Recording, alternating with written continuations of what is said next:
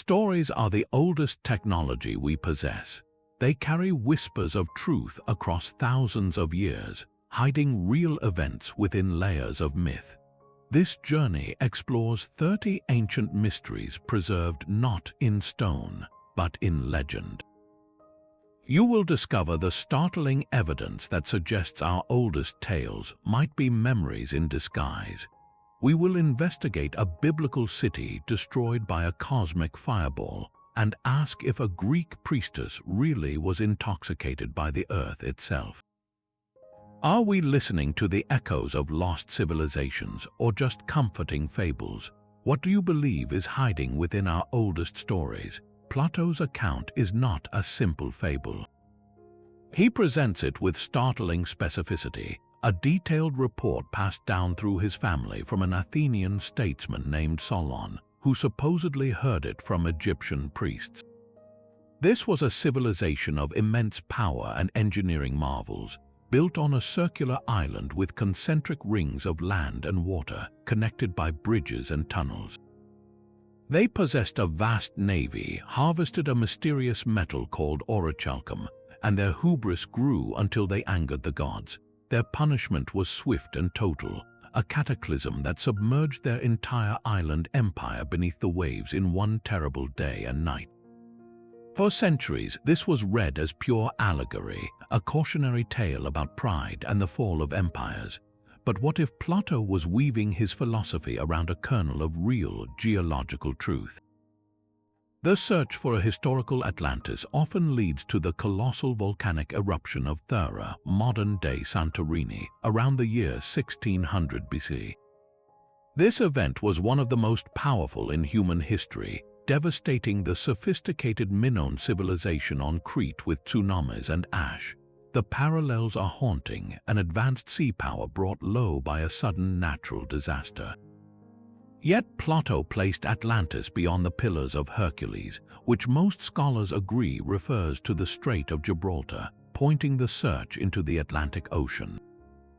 This has fueled endless speculation from the Azores to the Bahamas and even to Antarctica.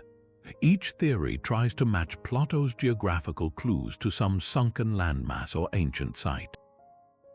The enduring allure of Atlantis lies in this perfect blend of detail and ambiguity. It invites us to look at every unexplained underwater structure, from the Bimini Road to the Yonaguni Monument, and wonder if we are seeing the ghost of a forgotten world. Is it the memory of a real Bronze Age catastrophe, artfully repurposed by a philosopher? Or is it something far older, an echo from a time when sea levels were lower and coastlines were different, preserved in myth until Plato gave it a name? This sunken city sets the stage for every mystery to come, because it asks the fundamental question we will confront again and again. How do we separate the poetry of the past from its possible reality? Plato's lost city compels us to look beneath the waves, but another ancient legend points us toward a different extreme, the frozen north. Greek poets and historians spoke with surprising consistency about a mythical land called Hyperborea, a place that lay beyond the reach of the chilling north wind. This was no bleak, icy wasteland, but a paradise of eternal spring where the sun shone constantly. Its people, the Hyperboreans, were described as giants who lived for 1,000 years in perfect peace and health, untouched by war, labor, or old age.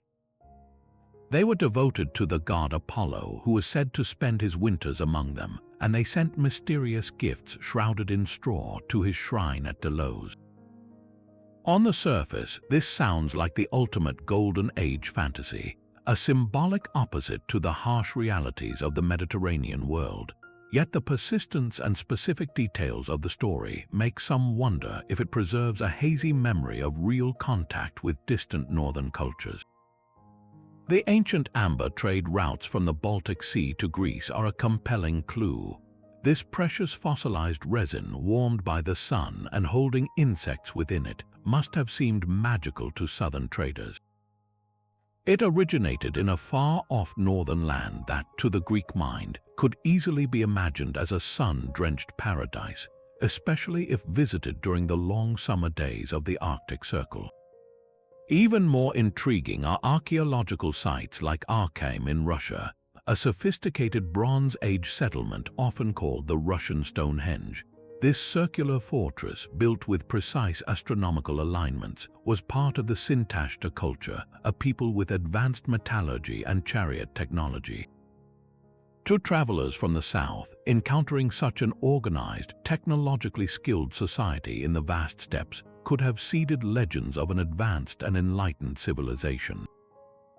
So was Hyperborea a real place? It likely was not a single city, but a mythological composite, a story woven from travelers' tales, traded luxuries like amber, and encounters with the mysterious Proto-Indo-European cultures migrating from the Eurasian steppes.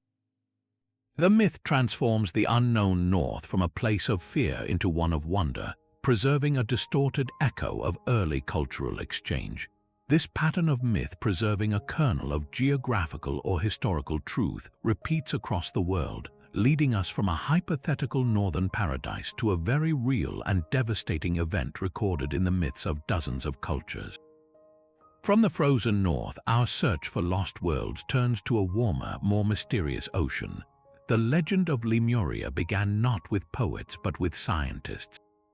In the 1860s, zoologists were puzzled by a very specific fact. The fossilized remains of lemurs, those small, big-eyed primates, were found in India and on the island of Madagascar, but nowhere in between. With a theory of continental drift still decades away, a British zoologist named Philip Sclater proposed a radical solution. He suggested a vast, now submerged land bridge stretching across the Indian Ocean, which he named Lemuria after its furry inhabitants. This was a serious, if flawed, scientific hypothesis to explain animal distribution. But within a generation, Lemuria was transformed. It was seized by the emerging spiritual movement of Theosophy, founded by Helena Blavatsky. In her seminal work, The Secret Doctrine, Lemuria was no mere land bridge. It became a lost Pacific continent, the home of humanity's third root race. These Lemurians were described as colossal, spiritually primitive beings 15 feet tall, with a third eye in the back of their head, and they reproduced by laying eggs. According to theosophical lore, this bizarre civilization met its end through volcanic cataclysms, sinking beneath the waves and leaving only Easter Island's Moai statues as silent, stern-faced sentinels of their existence. So how did a sober zoological proposal become the home of giant egg layers? The mystery of Lemuria is not a geological one, but a psychological and cultural one. It perfectly illustrates how a scientific gap, a vacuum of knowledge, can be filled by our deepest myths about origins and loss. Geologically, we now know plate tectonics explains the lemur distribution, as Madagascar and India were once joined. There is no evidence for a sunken continent in the Indian Ocean, yet the myth persists powerfully in New Age thought and alternative history. It speaks to a profound human desire, the longing for a primordial, spiritually pure homeland that was lost through some great error or catastrophe. Lemuria, even more than Atlantis, is a blank canvas. Its location shifted from the Indian Ocean to the Pacific. Its inhabitants evolved from lemurs to psychic giants because it served a need. It became a place where all ancient mysteries could originate, from pyramid-building knowledge to esoteric wisdom. The modern question is not whether Lemuria was real, but why we so desperately want it to be. Does this myth preserve a genuine, forgotten prehistory? Almost certainly not in the way its proponents believe, but it does preserve something true about us, our endless fascination with a golden age that came before, a world now silent beneath the sea or hidden under jungle vine. This pattern of seeking lost origins leads us from hypothetical continents to a very tangible and chilling mystery, one written not in myth alone, but in the radioactive dust of ancient cities. The search for lost continents is driven by a longing for origins, but another powerful medieval myth was fueled by a desperate need for salvation. Across Europe from the 1200s onward, a story spread like wildfire of a mighty Christian kingdom lost in the distant East, ruled by a priest-king of unimaginable piety and power named Prester John. Elaborate letters, supposedly from the king himself, circulated among popes and emperors.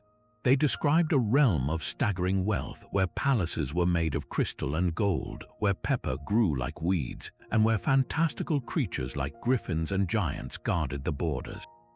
Most importantly, Prester John commanded a vast army, ready to march westward and crush the Islamic empires, joining forces with Europe in a final holy crusade. This was not just a fairy tale, it was a geopolitical fantasy born from fear and hope. For European powers locked in a struggle with the Muslim world, the idea of a powerful Christian ally appearing from behind enemy lines was a divine strategic dream. So they went looking. The legend acted as a powerful engine for real exploration. When Marco Polo traveled the Silk Road, he listened intently for rumors of this kingdom. He reported that Prester John had been defeated by Genghis Khan, a story that merged the myth with emerging Mongol power. Later, as Portuguese caravels began probing the west coast of Africa, their driving goal was not just to find a sea route to India, but to locate the kingdom of Prester John and forge an alliance. This quest literally reshaped the map. The myth persisted because it kept finding echoes in reality. In the highlands of Ethiopia, there indeed was a powerful, ancient Christian empire, isolated and surrounded by Muslim states. To European travelers who finally reached it, this seemed like the legend made flesh, though the Ethiopian kings were confused by being called Prester John. Further east, along the Silk Road, there were scattered communities of Nestorian Christians, descendants of a much older Eastern church. To a medieval European, hearing second-hand reports of Christian communities in Persia or India, it was easy to connect the dots into a single mighty kingdom. So the mystery of Prester John is not about finding a lost city, but understanding how desire can warp perception. It shows how a deep-seated political and religious wish, combined with fragmentary reports from a vast and poorly understood world, can crystallize into a seemingly solid fact that drives history forward. We invented an ally because we needed one so badly, and then we spent centuries trying to will him into existence. This pattern of myth shaping reality takes a darker, more urgent turn when we move from a hoped-for savior to a civilization that seemingly vanished overnight, leaving behind only silent, stone faces in a remote jungle. The dream of a lost Christian kingdom reveals how myths can drive exploration, but another legendary wonder forces us to question if the ancient writers themselves were misled. The Hanging Gardens of Babylon are famously absent. They are celebrated as one of the 7 wonders of the ancient world, a breathtaking vision of greenery cascading down terraced walls in the heart of a Mesopotamian desert. Yet not a single shred of physical evidence has ever been found in Babylon. The descriptions we rely on come from later Greek historians like Strabo, writing centuries after the fact. They tell a romantic story of King Nebuchadnezzar II building this engineering marvel for his Median wife, who longed for the forested mountains of her homeland. It is a perfect tale of love and imperial power, but the historical record from Babylon itself is silent. The thousands of clay tablets from Nebuchadnezzar's reign detail his building projects, his palaces, and his city walls with meticulous pride, yet they never once describe these legendary gardens. Furthermore, the practical challenges are immense. Creating and sustaining such a lush, elevated paradise in the arid climate of southern Mesopotamia would have required a staggering, constant feat of irrigation, lifting water from the Euphrates River high into the air. While the Babylonians were brilliant engineers, the complete lack of local mention is a deafening silence. This leads to a fascinating possibility. What if the gardens were real, but the Greeks simply credited them to the wrong city? A compelling theory points north to the Assyrian capital of Nineveh. There, the king Sennacherib left detailed inscriptions boasting of a magnificent new palace, which he called a wonder for all peoples. He described creating a vast park-like garden, importing trees and plants from distant lands. Most intriguingly, his texts mention a revolutionary water-raising device, a bronze spiral housed in a frame, which sounds exactly like an early version of Archimedes' screw, used to lift water from a canal to irrigate the high terraces of his garden. Archaeologists have even found remnants of a massive 50-mile-long aqueduct system Sennacherib built to bring water to Nineveh. The pieces fit together with startling precision. When Babylonian culture fell and Assyria was conquered, the memory of this astonishing Assyrian garden could have survived in a blurred form. Later Greek travelers, hearing tales of a magnificent garden in Mesopotamia, might have naturally associated it with the more famous and still impressive ruins of Babylon. The true wonder may have been in Nineveh all along, its identity slowly erased by time and mistaken reputation. This mystery does more than relocate a garden. It exposes the fragile chain of storytelling that connects us to antiquity. It asks us to consider how easily a magnificent truth can survive, yet have its name and address completely lost, leaving us to search in the wrong sands for a ghost that never lived there. The silent gardens of Babylon remind us how easily facts can drift, but the oracle at Delphi presents the opposite puzzle, a myth so specific that science went looking for its physical source. At the heart of the ancient world, perched on the slopes of Mount Parnassus, this was no mere temple. It was the navel of the earth where for over 1,000 years, kings and commoners alike journeyed to seek the will of the god Apollo, voiced through a single woman, the Pythia.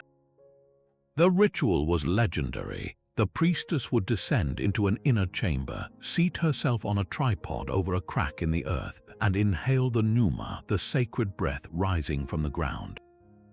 In this altered state, she would utter the gods' often riddling prophecies, which temple priests would then interpret for the anxious supplicant.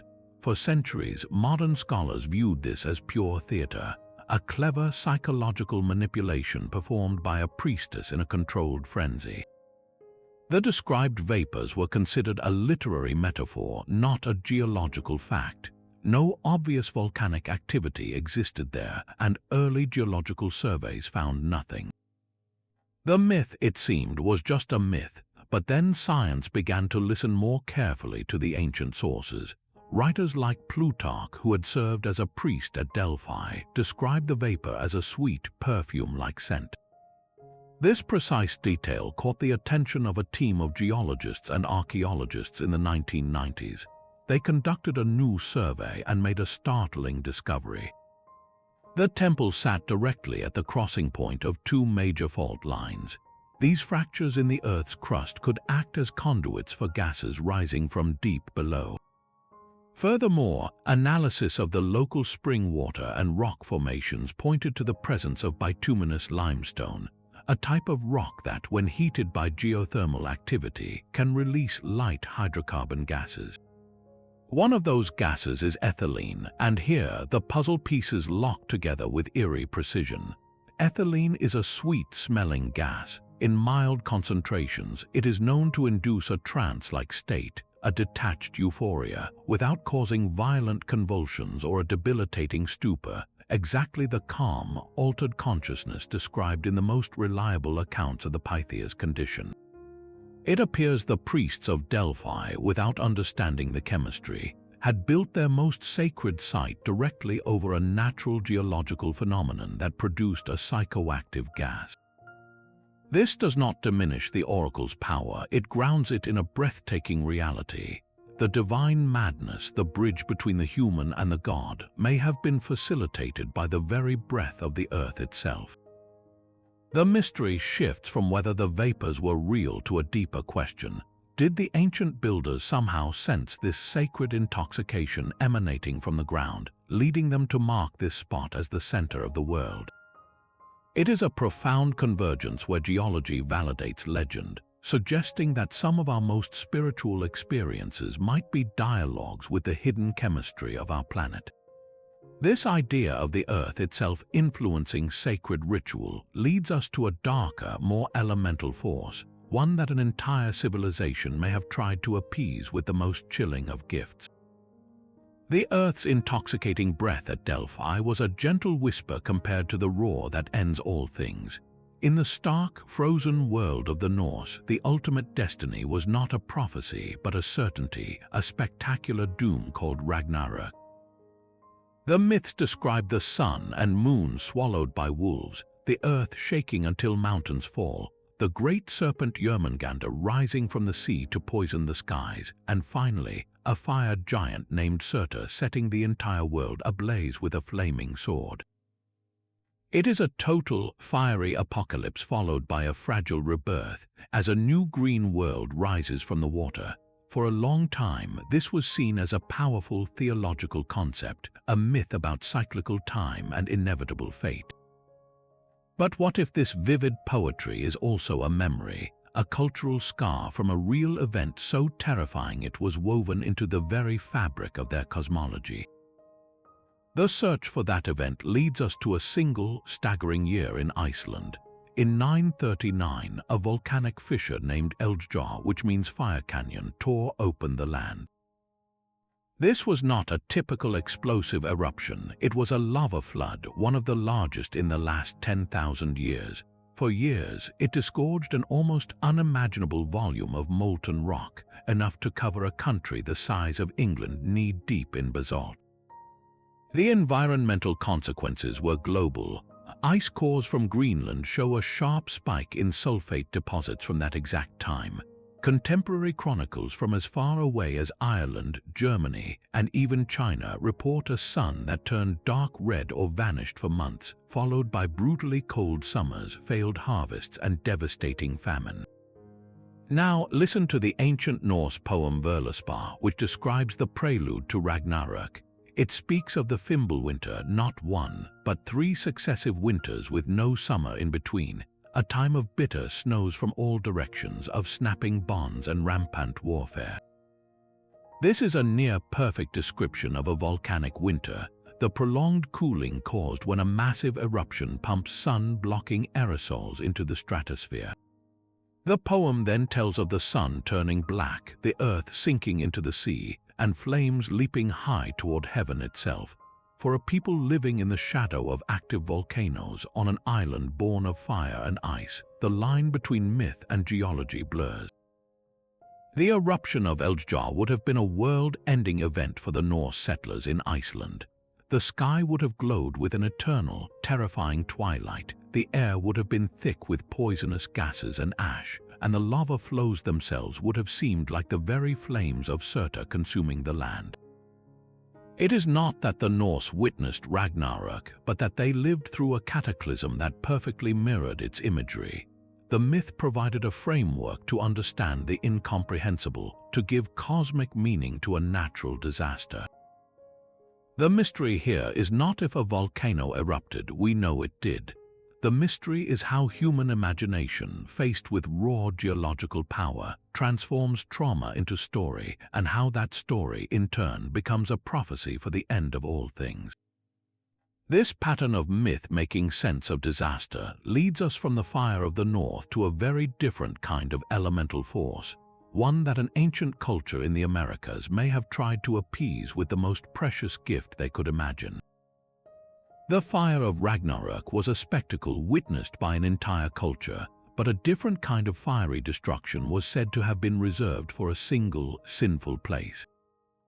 The fate of the biblical cities of Sodom and Gomorrah is described not as a slow geological process, but as a sudden, targeted act of divine judgment, a rain of fire and brimstone from the heavens. For millennia, this story stood as the ultimate allegory for moral corruption and its catastrophic consequences. Yet a team of archaeologists and scientists working in the Jordan Valley began to ask a different kind of question. Could this vivid, terrifying story preserve the memory of a real cataclysmic event? Their focus turned to a sprawling, enigmatic ruin known as Tall El Hammam. The site is massive, a dominant city-state from the Bronze Age, and its timeline holds a shocking break. Around the year 1650 BC, a thriving urban center was utterly and violently erased. The evidence they uncovered was not like that of a typical conquest by fire. It was something far more extreme.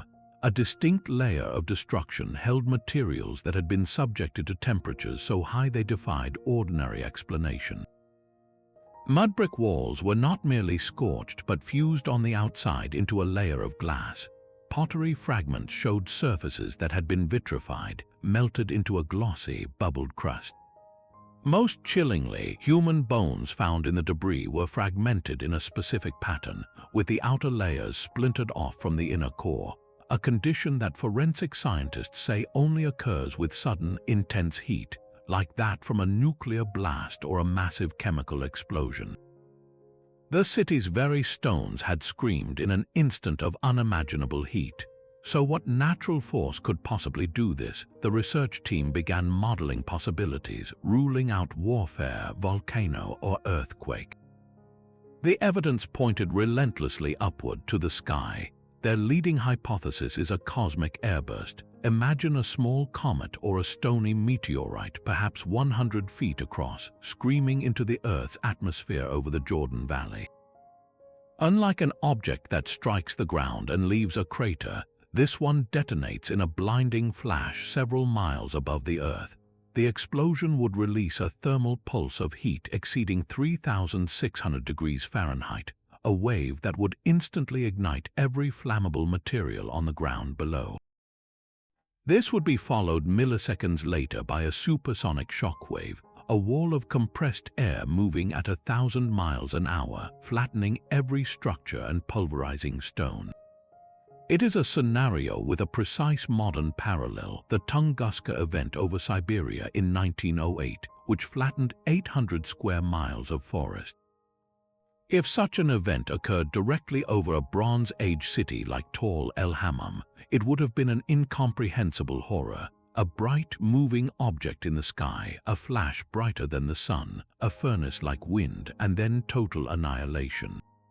For any survivors in neighboring areas, the explanation would have been as undeniable as it was terrifying. The gods had rained fire from the heavens.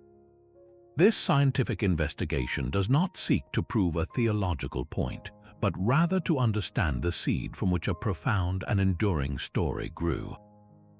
A natural catastrophe of cosmic scale becomes woven over generations into a narrative about justice, morality, and divine will.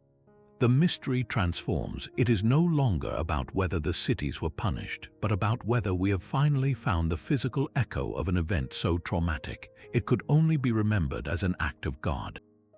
The fiery rain over Sodom speaks of a sudden, localized apocalypse, but another story echoes across nearly every culture on Earth, a memory of water, not fire, covering the world.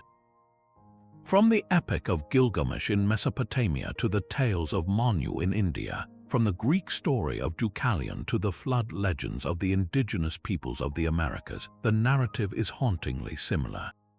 A divine warning, a chosen survivor, a great vessel, and a deluge that wipes the slate of humanity clean, leaving only a rainbow or a dove as a promise. This is not a coincidence of imagination. When a story appears independently from the Sumerians to the Maya, it points to something deeper than cultural exchange. It hints at a shared trauma etched into the collective memory of our species. The mystery is not whether a great flood happened, but which one, or perhaps how many, were so devastating they became the foundational catastrophe of human storytelling. The most compelling geological candidate lies beneath the waves of the Black Sea. For thousands of years, this body of water was a large freshwater lake, sitting hundreds of feet below the level of the world's oceans. Then, around 5,600 BC, the last ice age was retreating, and global sea levels were rising. The dam holding back the Mediterranean finally broke at the narrow channel we now call the Bosporus Strait.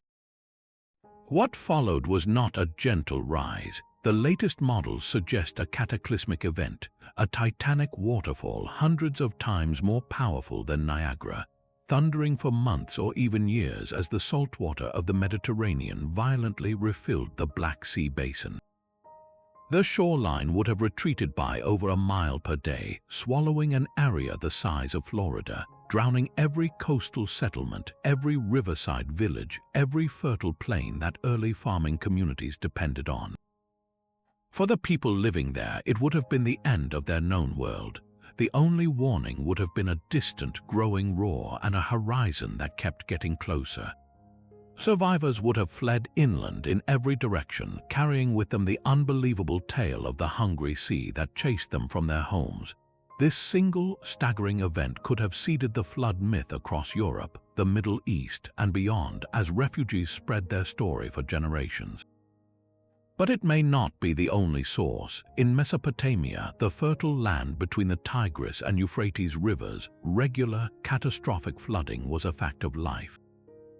Archaeological layers in ancient cities like Ur show clear evidence of massive, disruptive floods around 2900 BCE. For the Sumerians, a flood that could erase cities was not a myth, it was a recurring nightmare. Their story, later adapted into the Babylonian epic of Gilgamesh and eventually into the biblical tale of Noah, was a way to make sense of that terrifying, unpredictable power, to give it moral meaning and a promise of renewal. So the Great Flood is likely not one story but many, a tapestry woven from different threads of disaster. The Black Sea Deluge may have provided the epic, world-encompassing scale.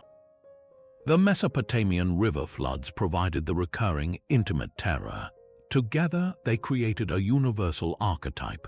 The genius of the myth is in its structure. It is not just a story of destruction but of preservation. The ark, the basket, the sealed canoe, they all represent humanity's fragile knowledge and biodiversity saved from the chaos. The flood myth, in all its forms, is ultimately a story of resilience. It acknowledges that the world can be broken by forces beyond our control, but it insists that life and memory will find a way to begin again. This profound cycle of destruction and rebirth leads us to wonder about other foundational stories, like the tale of a single man whose endurance was tested not by water, but by a seemingly endless journey home. A journey home can be a trial of its own, but the most famous voyage in Greek myth began with a debt of blood. Every 9 years, the city of Athens was forced to send 7 young men and 7 young women across the sea to Crete as tribute to King Minos.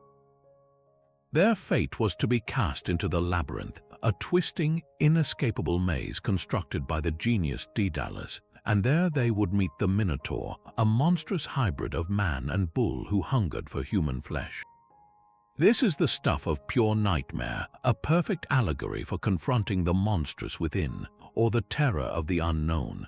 But when archaeologists began peeling back the soil on Crete in the early 20th century, they uncovered a place that made them wonder if the myth was a distorted memory, told by outsiders who could not comprehend what they had seen. That place was the Palace of Knossos. Stepping into its ruins is an experience that still feels labyrinthine today. This was not a single building, but a vast, sprawling complex of over 1,300 rooms spread across multiple levels, connected by a bewildering network of corridors, staircases, and light wells. There were no straight, processional hallways like in later Greek palaces. Instead, the layout was organic, seemingly random, a honeycomb of administrative offices, storerooms, workshops, and shrines. For a Mycenaean Greek visiting from the mainland centuries after the palace's height, this bewildering complexity could only be described one way: as an inescapable maze. The very word labyrinth may derive from labris, the double-headed axe, a sacred symbol found everywhere at Knossos, but the bull connection is even more striking. The walls of Knossos were adorned with vivid frescoes depicting the sport of bull leaping, where acrobats, both male and female, would literally vault over the back of a charging bull. Elaborate ritual vessels were fashioned in the shape of a bull's head. The bull was clearly central to Minoan religion and royal power. So what if the Minotaur, the bull man at the heart of the maze, was not a flesh and blood monster but a symbolic fusion? One compelling theory suggests the Minotaur represents the Minoan king himself, or a high priest who wore a ceremonial bull mask during rituals to embody the animal's potent, terrifying strength. To the Athenian tributaries, witnessing such a ritual in the confusing depths of the palace, the figure would have seemed like a true monster, a man-beast demanding sacrifice. The tribute itself may echo a historical reality. Minoan Crete, with its powerful navy and advanced culture, likely dominated the Aegean, possibly demanding goods or hostages from weaker mainland states like Athens. The myth transforms this political subjugation into a more visceral, monstrous narrative. Theseus, the Athenian hero who volunteers for the tribute, navigates the maze with a ball of thread given by King Minos' daughter, Ariadne, slays the Minotaur and finds his way back out, ending the bloody tribute. This could symbolize a historical shift, the moment when Mycenaean Greeks overthrew Minoan hegemony and claimed dominance of the sea. The palace was their labyrinth, the bull cult their minotaur, and the thread was perhaps the crucial insider knowledge or the alliance that allowed them to break the older power's confusing grip. The mystery of the labyrinth asks us to walk through a real archaeological site and see the ghost of a story clinging to its walls. It shows how a civilization's magnificent, unfamiliar architecture and potent religious symbols can be misunderstood and mythologized by its successors, turning awe into fear and a king into a monster. This pattern of myth arising from cultural misunderstanding leads us to a very different kind of structure, one not meant for a king, but for a god, built with a precision that defies its own time. A maze built for a king becomes a monster's lair in the telling, but another ancient symbol transforms a simple creature into an icon of cosmic rebirth. The phoenix is not a monster of fear, but a being of pure, radiant hope. This magnificent bird, depicted with brilliant gold and scarlet plumage, lives for centuries before building its own funeral pyre, bursting into glorious flame, and then rising anew from the ashes, young and vibrant once more. This powerful symbol of cyclical renewal appears in Egyptian, Greek, and later Christian traditions, but its origins are as mysterious as its fiery demise. Where did such a specific and vivid idea come from? The search begins in Egypt with the Bennu bird. This heron-like creature was sacred to the sun god Ra. It was seen as a living embodiment of the sun's daily journey, dying in the crimson flames of sunset and reborn at dawn. Crucially, the Bennu was also tied to the annual, life-giving flooding of the Nile. Each year, the river would recede, leaving behind black, fertile silt that seemed like the ashes of the old land, from which new, green life would explosively emerge. The rhythm of the sun and the river created a perfect, observable metaphor for death and rebirth. But what specific bird could have inspired such a legend? One theory looks to the flamingo. Flocks nesting on remote salt flats create a breathtaking spectacle at a distance. The heat haze rising from the ground can make the birds appear to shimmer and dance within a mirage of fire, especially at sunrise or sunset.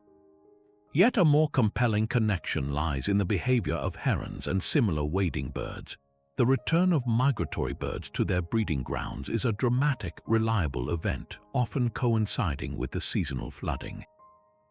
To an ancient observer, seeing a majestic bird like a gray heron arrive as if from nowhere to stand vigil over the rising waters, it would be easy to see it as a herald, a living spark that triggered the land's own regeneration.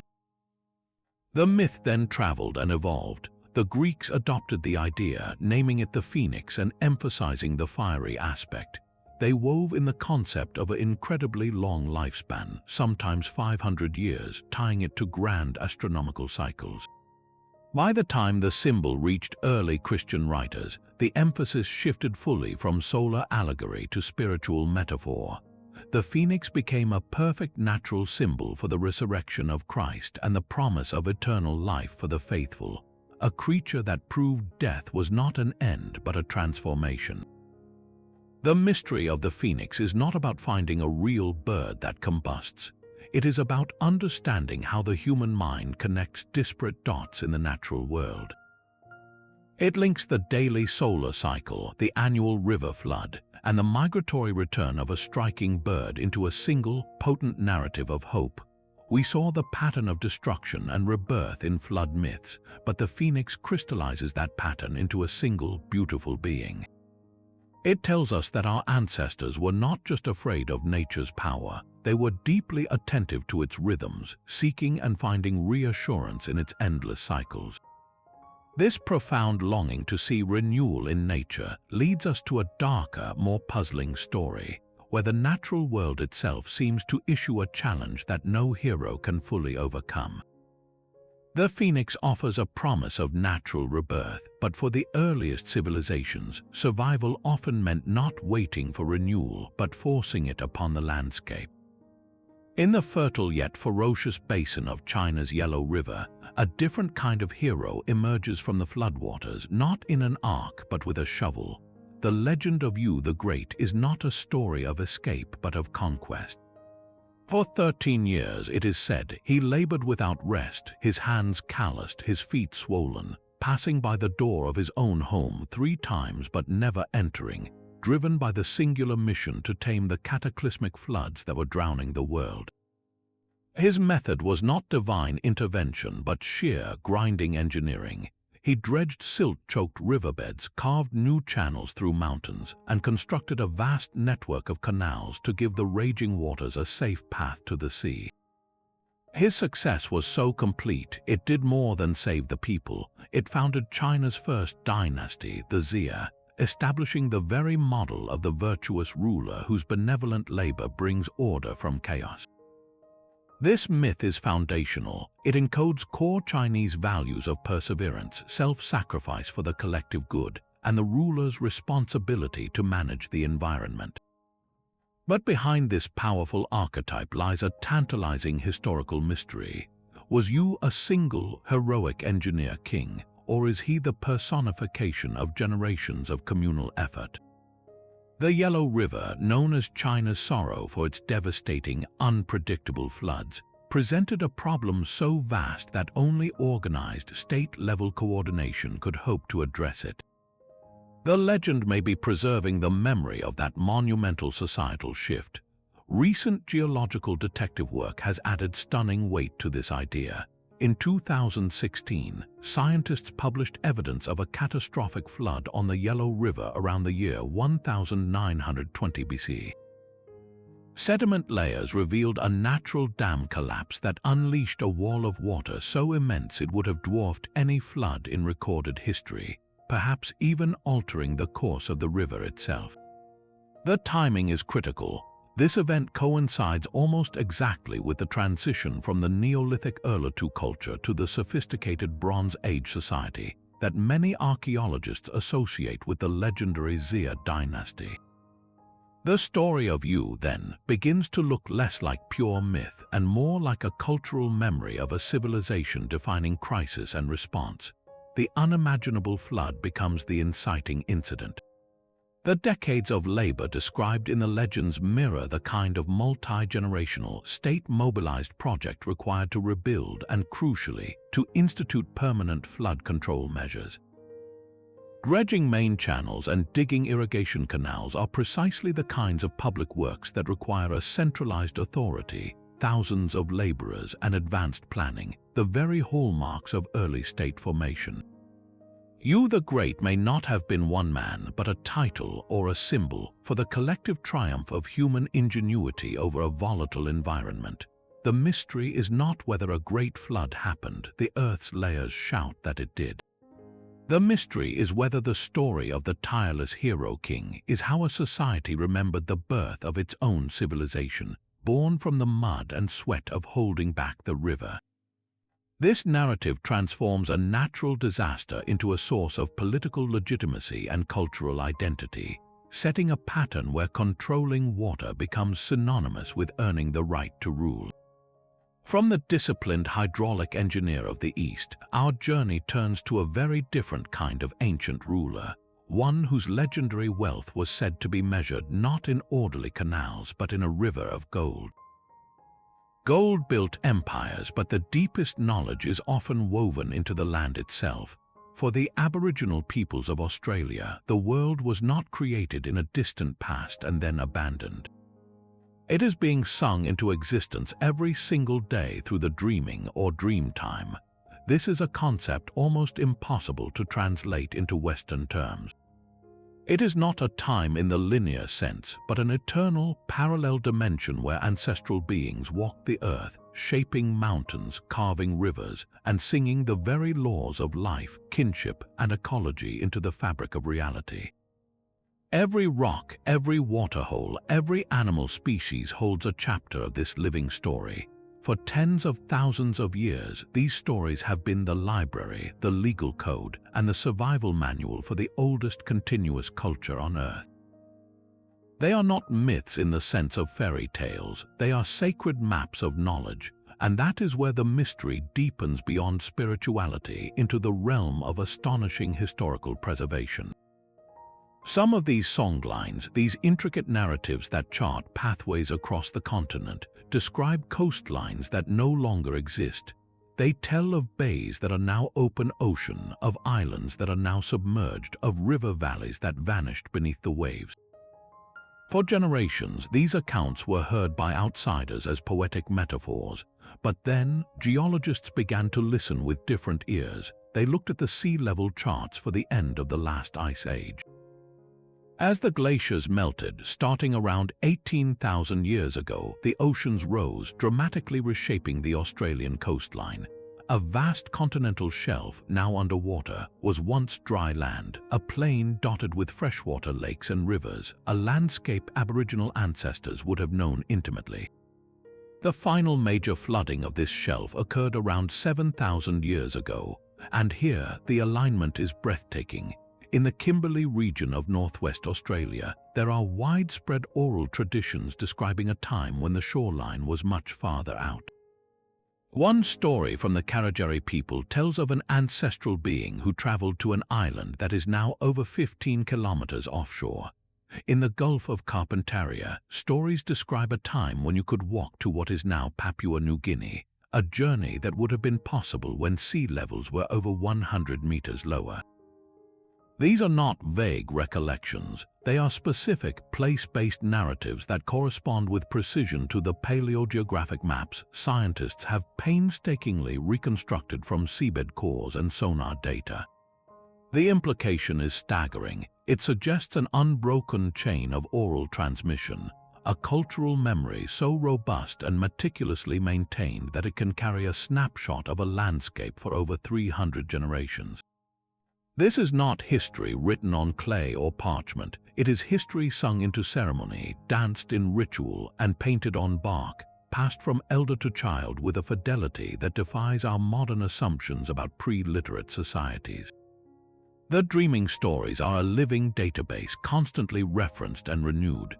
A story about a water-creating ancestor at a specific rock is also a survival guide to a hidden spring.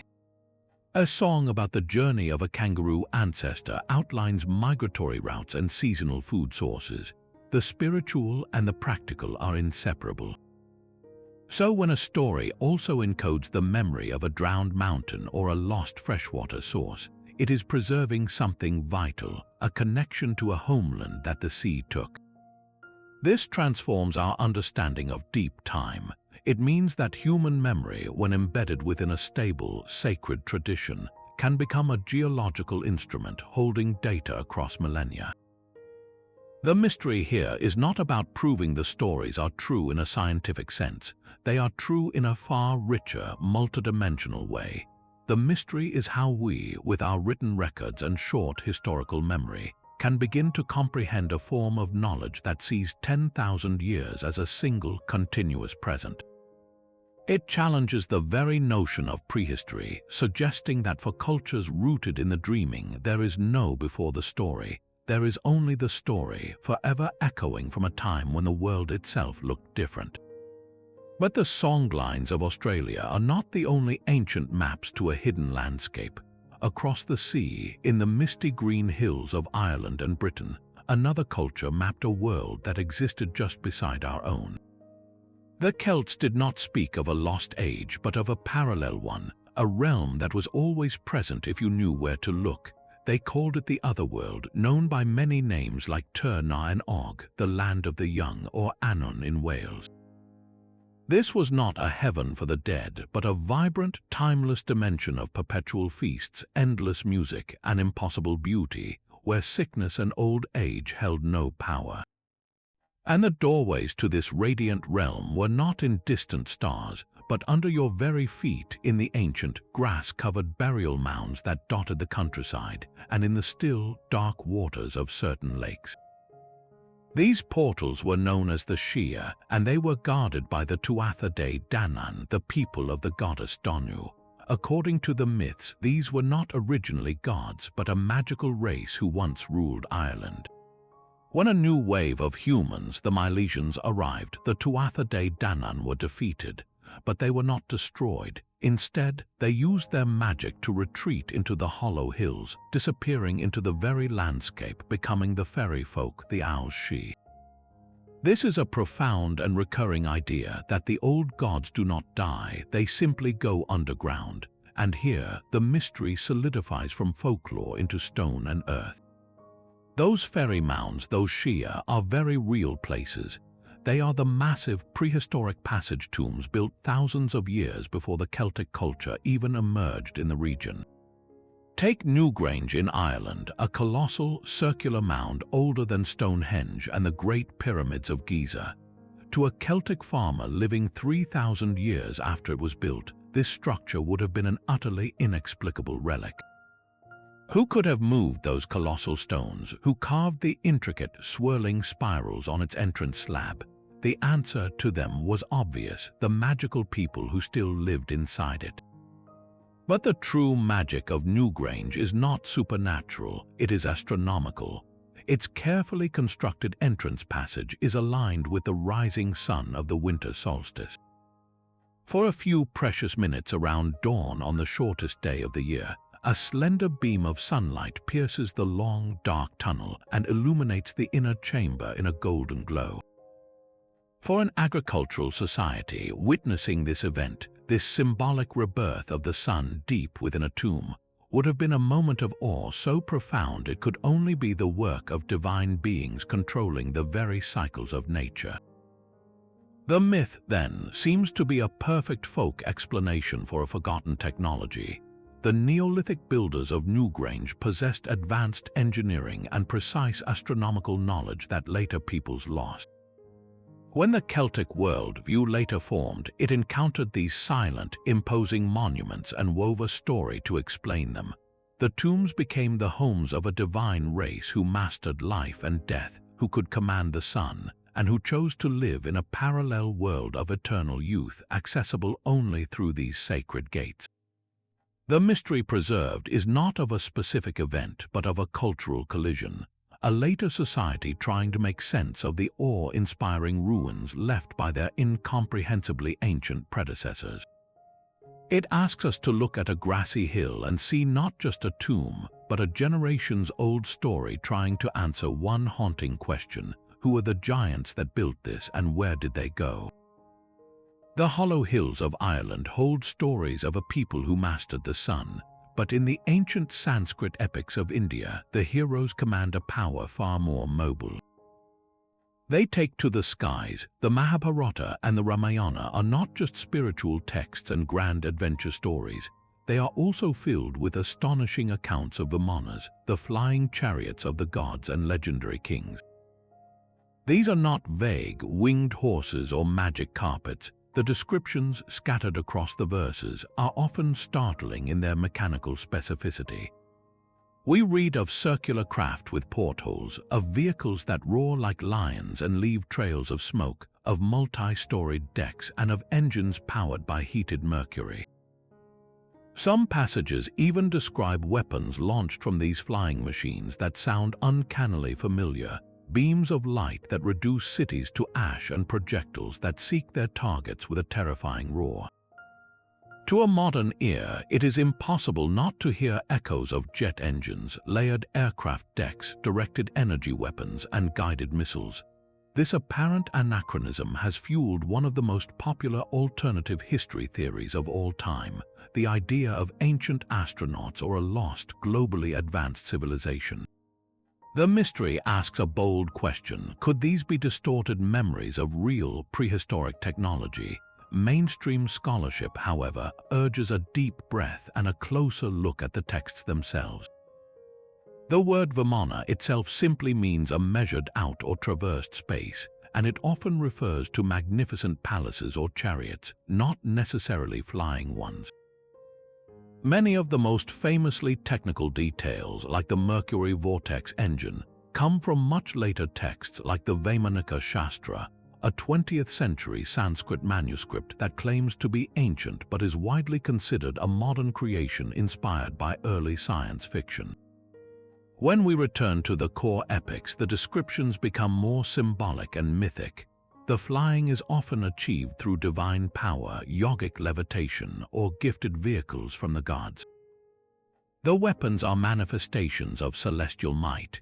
To view them as literal blueprints is to strip them of their primary role as spiritual and poetic metaphors. A vimana is as much a vehicle for ascending to higher states of consciousness as it is for crossing physical mountains. Yet, the human desire embedded in these stories is profoundly real and timeless. The myths reflect a sophisticated observation of the natural world, a culture that meticulously charted the heavens and understood the principles of mechanics, leverage, and engineering in their magnificent temple architecture.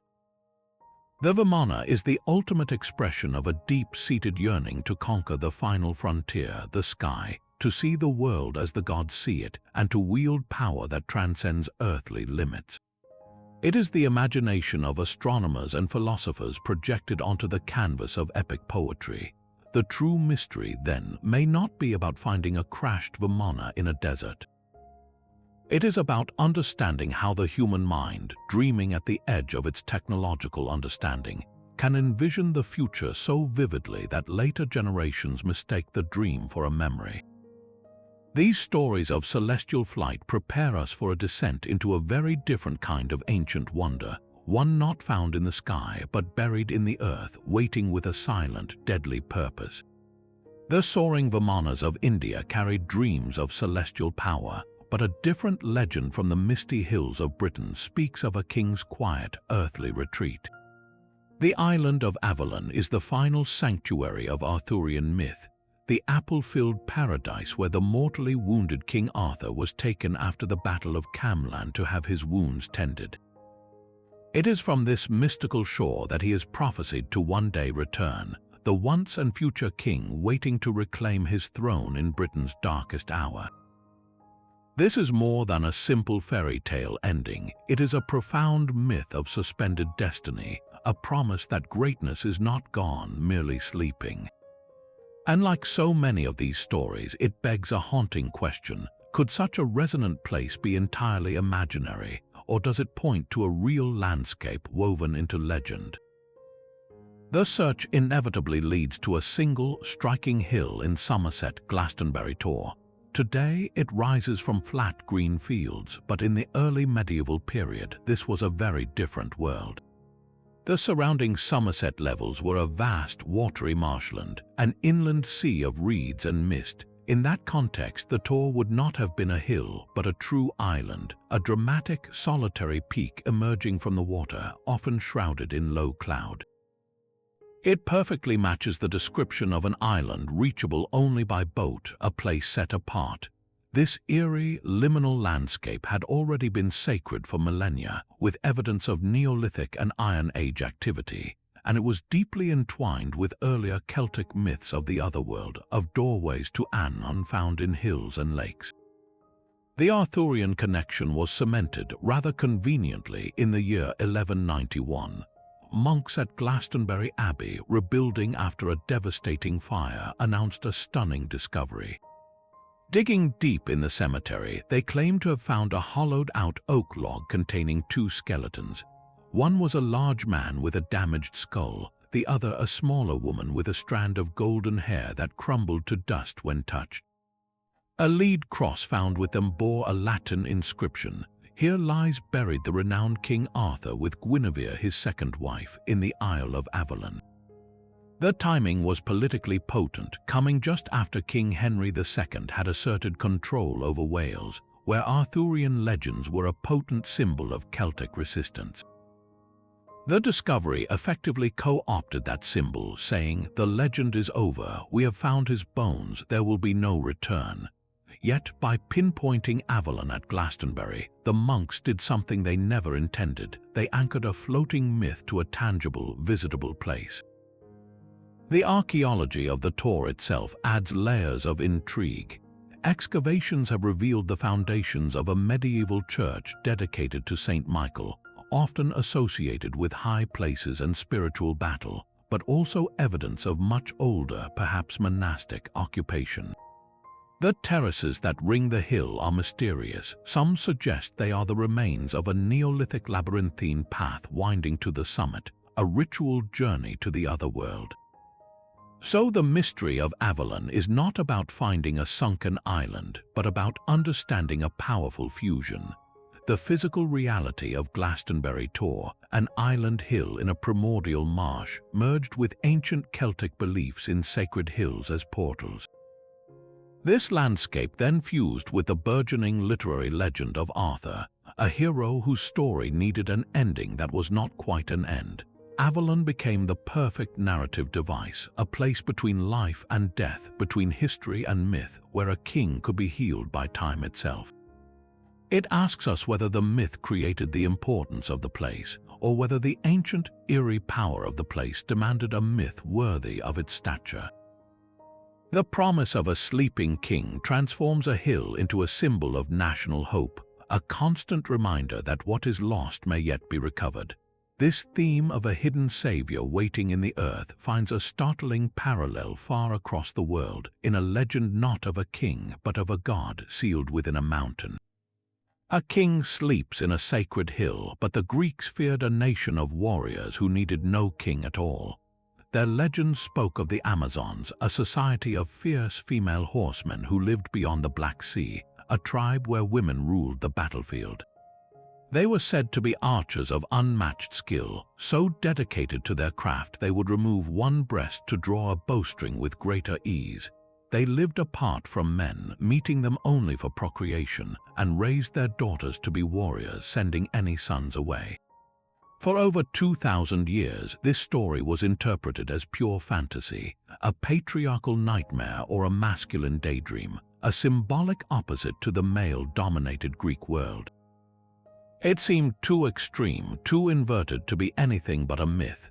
Then the earth began to give up its secrets. Across the vast, wind-swept grasslands of the Eurasian steppes, from the Black Sea to Mongolia, archaeologists opened ancient burial mounds known as kurgans. These were the graves of the Scythians and Sarmatians, the nomadic horse archers who dominated these plains. Inside, they made a discovery that sent shockwaves through the historical community. A significant number of these high-status burials, complete with full sets of weapons, ornate gold jewelry, and sacrificed horses, belonged not to men but to women. And these were not ceremonial trinkets. These women were buried with functional iron swords, quivers full of arrows, heavy bows, and daggers. Forensic analysis of their bones told an even more compelling story. Many showed signs of a life in the saddle, with specific muscle attachments developed from constant riding. More tellingly, some skeletons revealed horrific battle injuries, arrowheads embedded in bone, and skull fractures from axes or maces. These women were not just buried with the symbols of war, they had lived and died by them. The picture that emerges is not of a mythical, manless nation, but of a very real nomadic culture where the line between male and female roles was far more fluid than in the settled civilizations of the Mediterranean. On the open steppe, survival depended on every able-bodied person contributing. Women rode, hunted, and fought alongside men, especially when the tribe was on the move or under threat. Their skill with the composite bow, a weapon that relied on technique and precision over brute strength, made them exceptionally effective warriors. So how did these real Scythian horsewomen become the mythic Amazons of Greek legend? The answer lies in the terrifying gap between two worlds. When Greek colonists established settlements on the northern shores of the Black Sea, they came into direct contact and sometimes conflict with these nomadic tribes. To a Greek hoplite trained for close-order phalanx combat, the sight of a Scythian war party would have been alien and terrifying.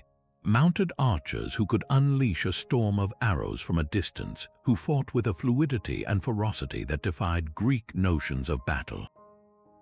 And among them, unmistakably, were women warriors. This cultural collision was a shock to the Greek system, where respectable women were largely confined to the home. The natural response was to mythologize what they could not comprehend. The Greeks took the kernel of truth, the existence of formidable female fighters, and spun it into a full epic narrative. They placed them in a distant, exotic land, gave them a radical social structure that inverted Greek norms, and added sensational details like breast removal, a detail perhaps inspired by a misunderstanding of how a leather armor chest plate was worn or tied. The Amazons became the ultimate other, a tool for Greek storytellers to explore their own anxieties about gender, power, and civilization. The mystery preserved in the Amazon myth, then, is a double one. First, it holds the memory of a real cultural encounter with the steppe nomads. Second, and perhaps more fascinating, it reveals how a civilization processes profound cultural shock, transforming a confusing reality into a legendary archetype that would echo for millennia. These warrior women were not a fantasy, but their legend became a mirror, reflecting not who they were, but how the Greeks saw themselves. The warrior women of the steppes were reimagined through a lens of fear, but the ocean demanded a different kind of story, one of negotiation. In Japanese mythology, the sea was not a battlefield, but a volatile, living kingdom ruled by the dragon god Ryujin from his shimmering palace beneath the waves. Among his greatest treasures were the tide jewels, the kanju and the manju. One jewel could summon the tides to crash inward, the other could command them to recede. This was not merely a magical artifact, it was a symbol of ultimate control over the most fundamental and terrifying rhythm of island life. The legend tells of a hunter named Hori who, through a series of adventures and a marriage to Ryujin's daughter, came to possess these jewels. He later used them to save his brother from a vengeful sea god by making the tide first rise to drown him, then retreat to strand him. On the surface, it is a classic folktale of divine gifts and clever heroism. Yet the specificity of the objects and their precise function points to a deeper, practical mystery. How did ancient coastal communities, utterly dependent on and vulnerable to the sea, conceptualize their struggle to predict and manage its awesome power? The jewels may represent something far more tangible than magic, the hard-won knowledge of tidal patterns. For a fishing village or a rice farming community relying on coastal irrigation, understanding the tides was not academic, it was survival. The ability to predict when the water would advance or retreat meant the difference between a bountiful harvest and a drowned field, between a safe fishing ground and a capsized boat. The myth could be preserving the memory of early observational science, of elders noting the correlation between the moon's phases and the sea's breath, and encoding that vital data into a sacred story about stolen divine power. The jewels become a metaphorical user manual, a way to pass down the crucial idea that the tides could, in a sense, be controlled, not by magic but by timing and foresight. Furthermore, the story hints at rudimentary hydraulic engineering. The management of water for Japan's intricate rice paddy systems, known as Tanada, involved complex networks of sluice gates, canals, and dams. Controlling the flow of saltwater and freshwater in coastal areas was a monumental feat of cooperation and skill. To a community that had successfully engineered such a system, it might truly have felt as if they had stolen a secret from the sea god himself, harnessing a natural force for their own survival. The legend of the lost jewels, then, operates on multiple levels. It is a spiritual narrative about respecting the ocean's capricious might. It is a folk memory celebrating human ingenuity in the face of that power. And it is a metaphorical container for essential environmental knowledge. The mystery is not about finding glowing gems at the bottom of the sea, but about recognizing how our ancestors transformed their most vital survival strategies into epic tales, ensuring that the lesson to watch the moon, to build the canal, and to respect the incoming wave would be remembered for generations.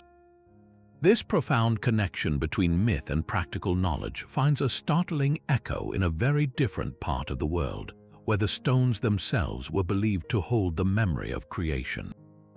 The tide jewels of Japan represent a desire to control the elements, but some myths confront a more intimate fear, the terror of a death that cannot be found. In the dark forests of Slavic folklore, there stalks a being named Koshchei the Deathless, a sorcerer of immense power and malice. His greatest secret is not a weapon, but a vulnerability so well hidden it becomes his ultimate strength. Koshchei cannot be killed by any ordinary means, for his soul, his very death, is not within his body. It is sealed inside a needle, which is inside an egg, which is inside a duck, which is inside a hare, which is locked in an iron chest, buried beneath a great green oak tree on a distant, remote island. To defeat him, a hero must undertake a monumental quest, unraveling this nested puzzle in reverse order. A journey through a landscape that feels like a physical manifestation of a riddle. This bizarre and specific chain is far more than a fairy tale obstacle. It is a brilliant metaphor, one of the purest expressions of an idea that echoes across the globe, the concept of the external soul. From the giants of Norse myth whose hearts are hidden in eggs, to the witches of Celtic stories who keep their lives separate in animals or objects, this motif appears everywhere. The mystery it preserves is not of a historical event, but of a profound and ancient philosophical puzzle. How do you protect the most fragile, essential part of yourself? The story explores a primal human understanding that our physical form is temporary and vulnerable, but perhaps our essence, our life force, could be secured elsewhere, divorced from the body that can be wounded. This is an early, imaginative form of risk management.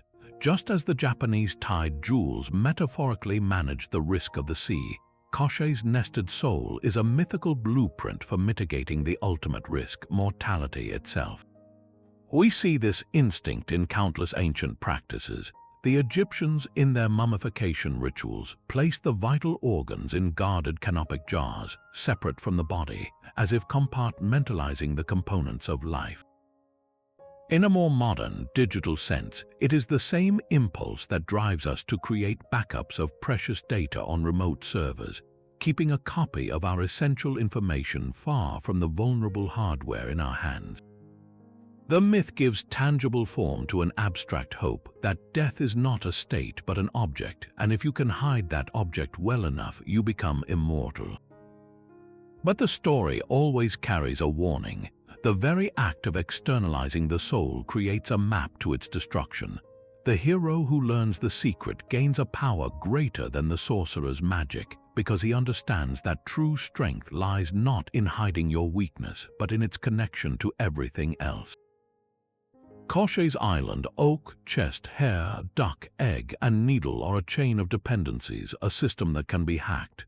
It teaches that nothing, no matter how deeply buried, exists in complete isolation. This leads us to wonder about other hidden systems, not of souls but of knowledge, buried not under an oak tree, but within the silent alignment of ancient stones under an open sky. Koshchei's soul was hidden in a chain of objects, but the Polynesian people carried their homeland within a single, sacred word. Hawaii is not a place you can find on any modern map, yet for the Maori and other Polynesian peoples, it is the axis of their entire world.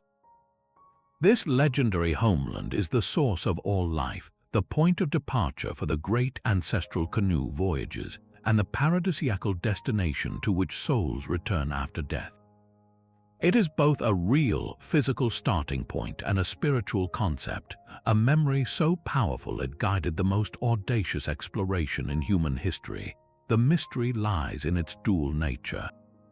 Was Hawaii a specific island, or is it a layered memory of a much older homeland? Some traditions point to Savaii in Samoa, whose name sounds strikingly similar.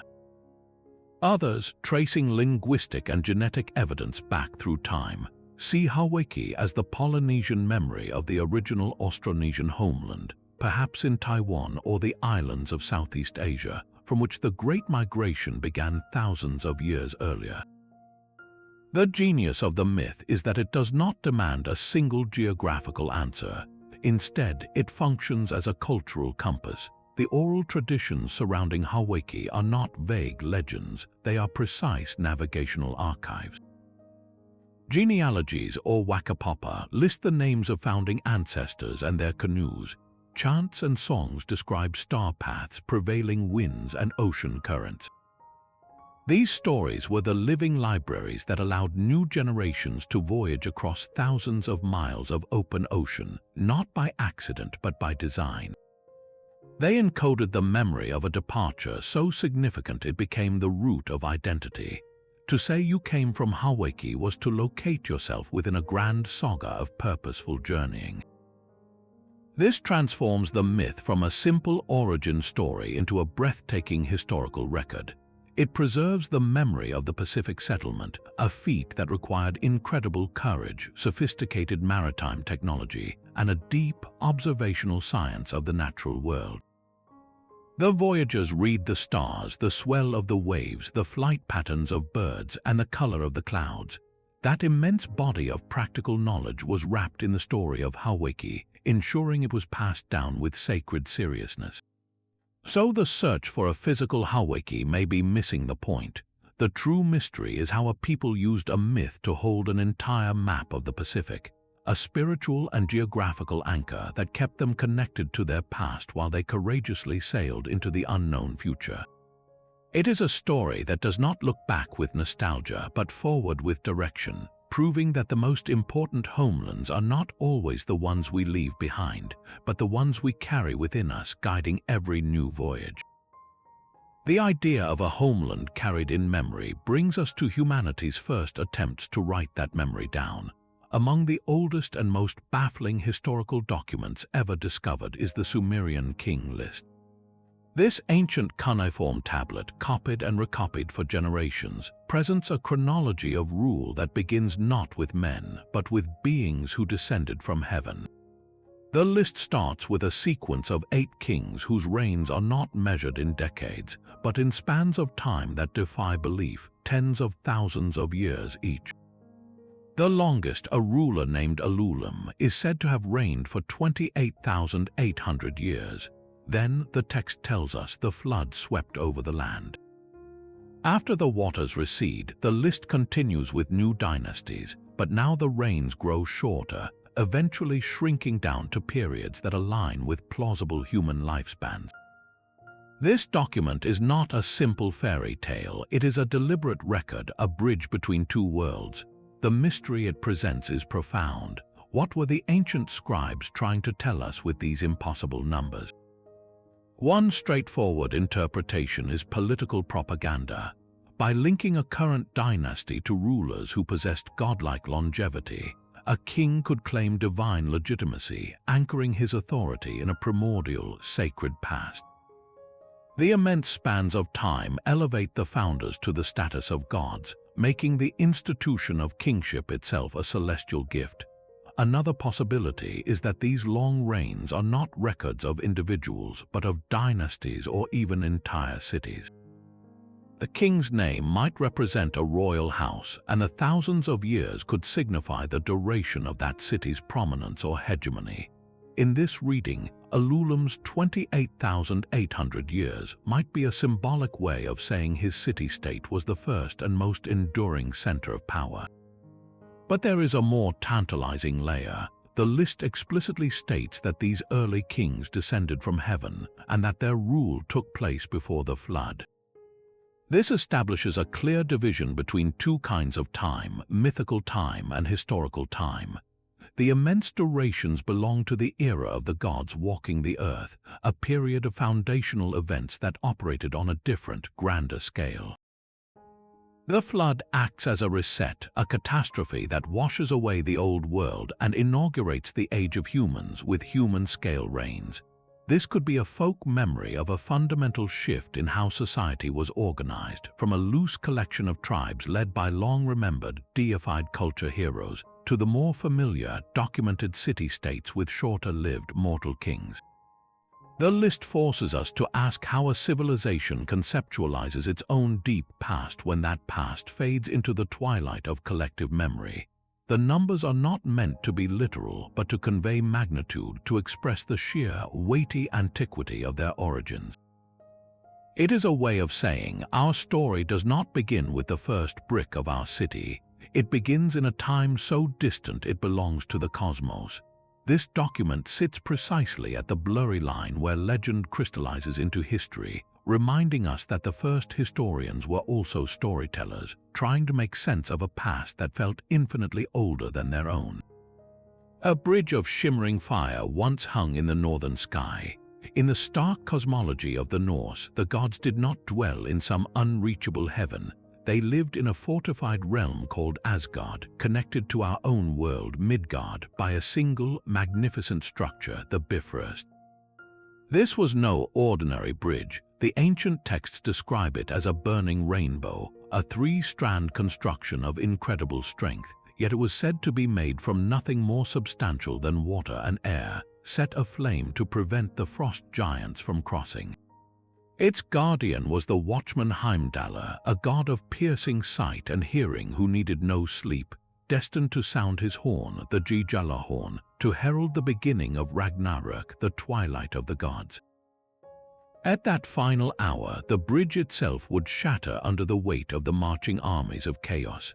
This is a powerful narrative symbol, a fragile link between the divine and the mortal that must ultimately break.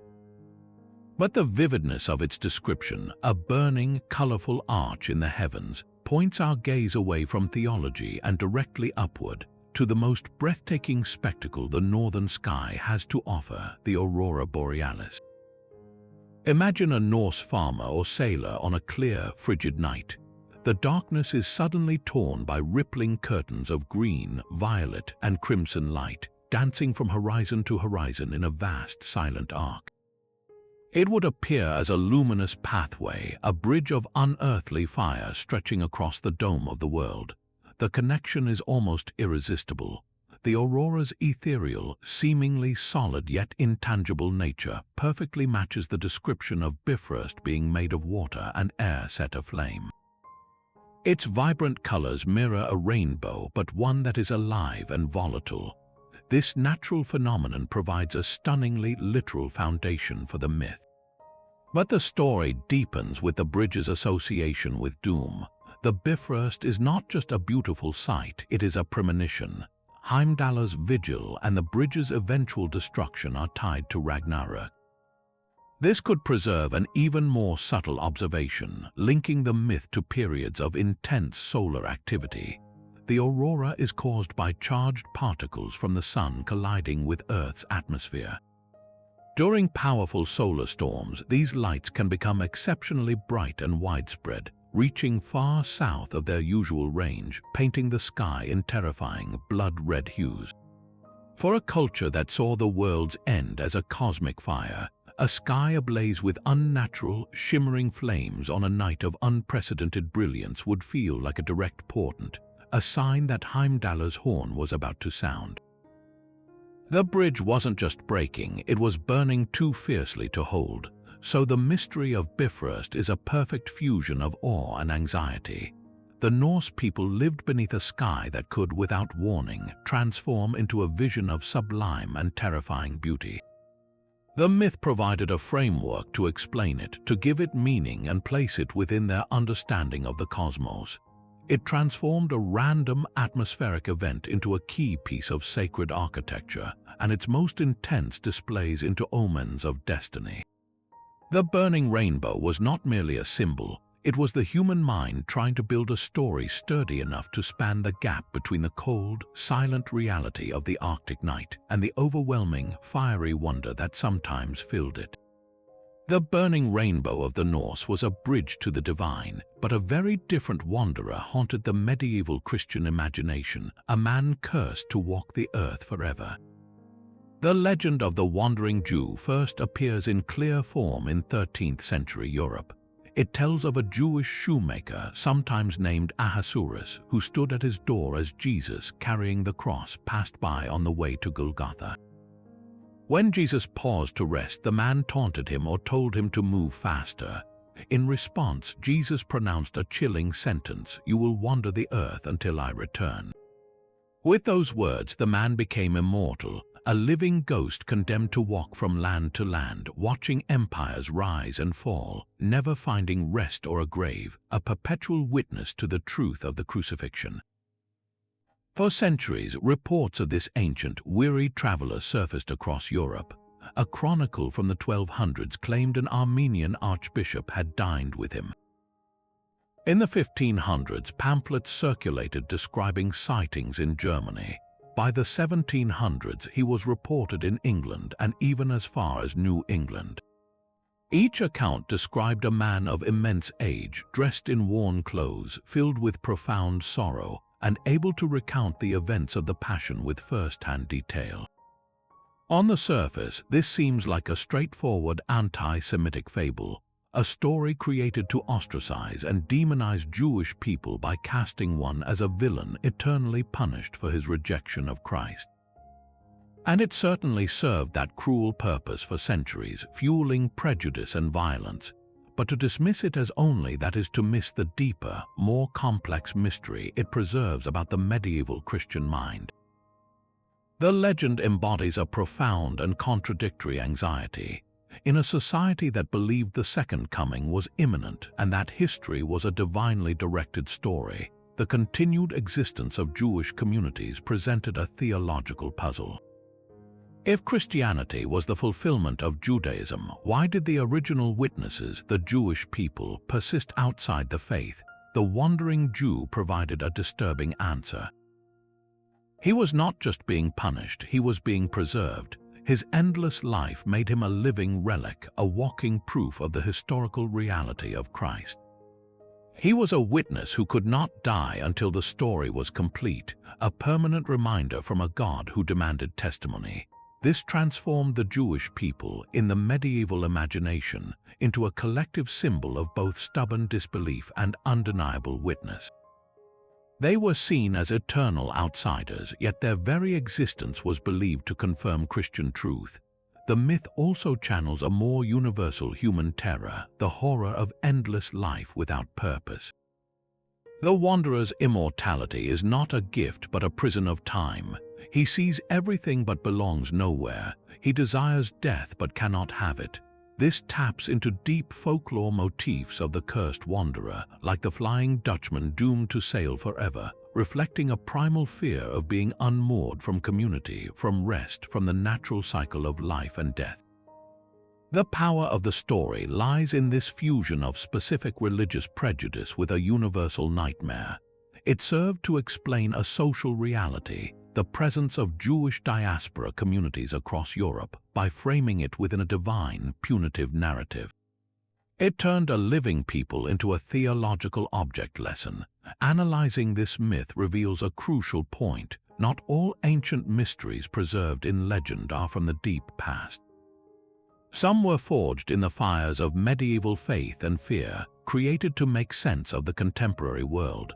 The Wandering Jew shows how a story can be weaponized to shape perception, to justify exclusion, and to embed social tension within a framework that feels timeless and ordained. It is a dark reminder that myths are not always about forgotten truths. Sometimes they are about the stories we tell to make our present prejudices feel eternal. This chilling figure of endless exile leads us to a more hopeful, yet equally elusive, legend of a hidden kingdom of peace, one that promised not a curse but a refuge. Gold dust on water, a shimmering man sinking into a sacred lake, this was the true heart of El Dorado. For the Muisca people of the Colombian highlands, it was a profound ritual of renewal. When a new Zipa, or chief, was to be inaugurated, he would journey to Lake Guatavita. There, priests would cover his body entirely in sticky resin, then blow fine gold dust over him until he became a living, walking sun. Adorned with emeralds and gold ornaments, he would then board a raft piled high with more gold and precious stones. As the raft reached the center of the lake, he would dive into the dark, cold waters, washing the gold from his body as an offering to the gods, while his people on the shore threw their own treasures into the depths. This was El Dorado, the Gilded One, not a place, but a person performing a sacred act of balance, connecting his rule to the earth and the water. It was a ceremony about spiritual power, not material wealth. But when fragments of this story reached Spanish ears, already ringing with tales of Peruvian silver and Mexican gold, they heard only one word: gold. The ritual was stripped of its meaning and geography. It was no longer a specific lake in the Andes. It became a movable goal, a city of unimaginable riches waiting to be plundered somewhere in the vast, uncharted interior. The legend mutated with every desperate expedition. It was a city on a lake, then a city on a salt mountain, then an entire empire ruled by a king who powdered himself with gold every morning. Each failed journey returned with new rumors, pushing El Dorado deeper into the jungle, from Colombia into Venezuela, Guyana, and Brazil. The myth became a phantom that receded with every step taken toward it. This was more than a simple misunderstanding. It was a collision of worldviews. The Spanish, driven by a mercantile hunger for precious metal, could not conceive of gold as anything but currency and ornament. The idea of throwing it into a lake as an offering seemed like madness, or worse, a tantalizing clue to a hidden hoard. Their obsession turned a spiritual symbol into a geographical one, a destination that justified any cruelty, any hardship. The mystery preserved in the El Dorado legend is therefore a double tragedy. First, it holds the authentic memory of the Muisca's astonishing craftsmanship and complex society, evidenced by the breathtaking goldwork found in the region, like the famous Muisca raft figurine depicting the very ritual. Second, and more darkly, it preserves the catastrophic greed of the conquerors, a greed so powerful it could warp reality itself, turning a ceremony into a continent and a people's sacred offering into an excuse for their destruction. The lake was real, the gold was real, but the city of El Dorado was a phantom, a mirage born from desire and maintained by suffering, a lesson in how the stories we tell about others often reveal far more about our own hungers. A river of gold flowed into a sacred lake, but wisdom was said to swim in a different kind of water entirely. In the misty forests of ancient Ireland, knowledge was not a city to be found, but a creature to be caught. The story begins not with a hero, but with a simple hazelnut, 9 of them to be precise, falling from a sacred tree into the pool of wisdom, a spring where all knowledge of the world was said to bubble up from the earth. A salmon swimming in those waters ate the nuts and in that single act consumed all the wisdom they contained. This salmon became the most sought-after prize in Ireland, pursued for years by the poet and seer Finn Aces. When he finally caught it, he knew exactly what to do. He gave the fish to his young servant, Fionn mac Cumhaill, with a strict command: "Cook this, but do not eat a single bite." Fionn obeyed, turning the salmon over the fire, but as he tested its skin, a drop of hot oil splashed onto his thumb. Instinctively, he put his burned thumb into his mouth to soothe the pain. In that moment, the wisdom of the salmon flowed into him. When Finn Aces saw the light of knowledge shining in the boy's eyes, he understood what had happened. The destined transfer was complete, not to the master who sought it, but to the humble apprentice who had merely tended the fire. This is more than a charming folktale about a lucky accident.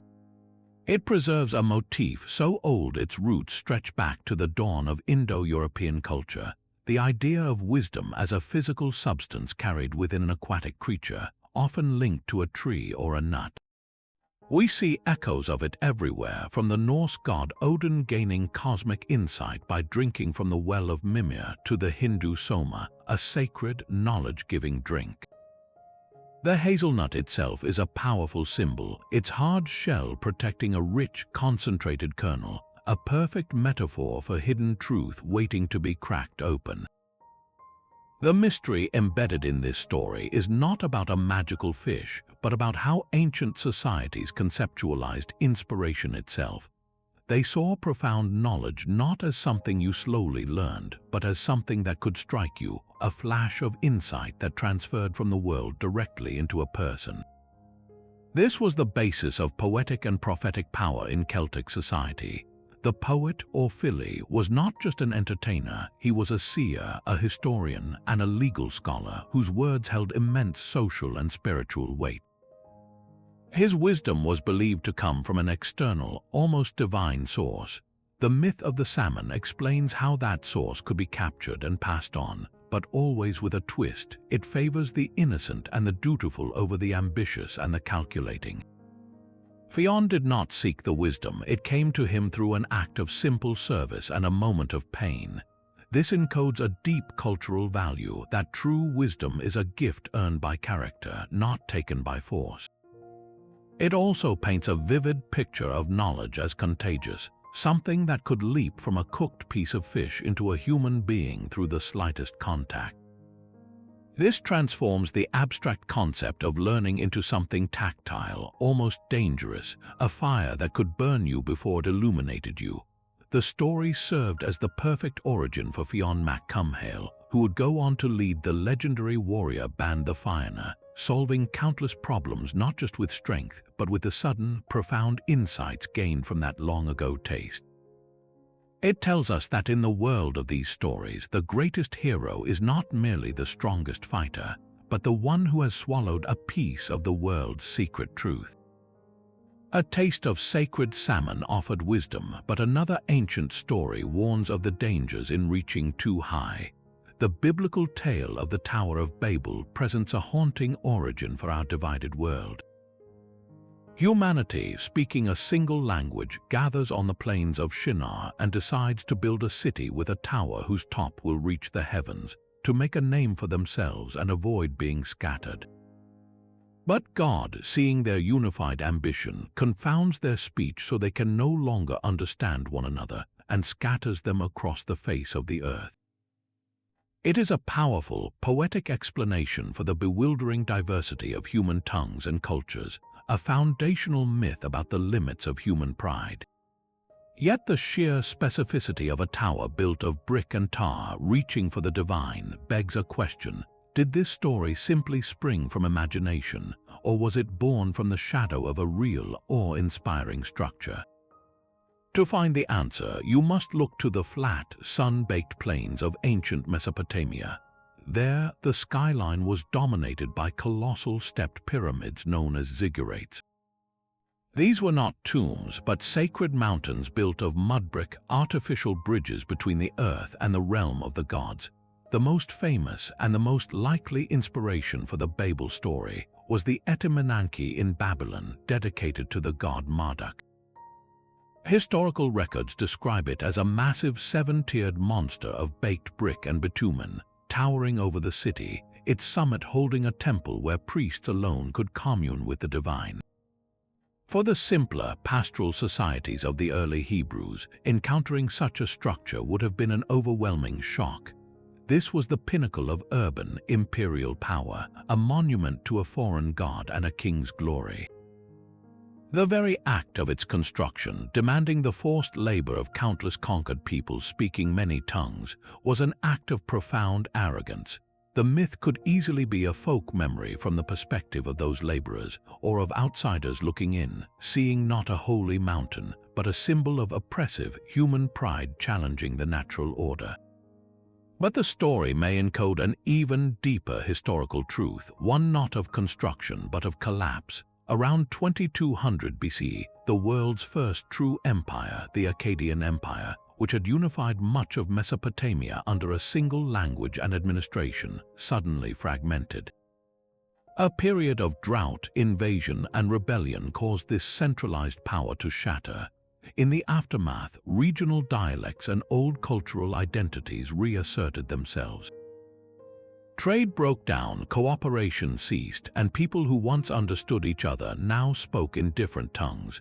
To later generations looking back, this sudden loss of a common tongue and the ensuing scattering of peoples would have felt like a divine punishment. The story of Babel brilliantly personifies this historical process. The tower represents the peak of that unified imperial ambition. The confounding of language is not a magical event, but a metaphor for the return of linguistic and cultural diversity after the empire's fall. The scattering is the reality of populations migrating and isolating themselves in the power vacuum. The myth, then, serves as a profound commentary on the fragility of human unity. It suggests that our drive to build, to reach for the heavens together, contains the very seeds of our separation. We strive for a common purpose, but in that striving, we risk the arrogance that leads to misunderstanding and dispersal.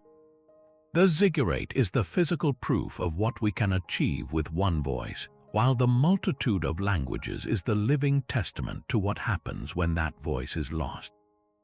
The mystery of Babel is not about finding the ruins of a tower meant to reach God. We have those ruins.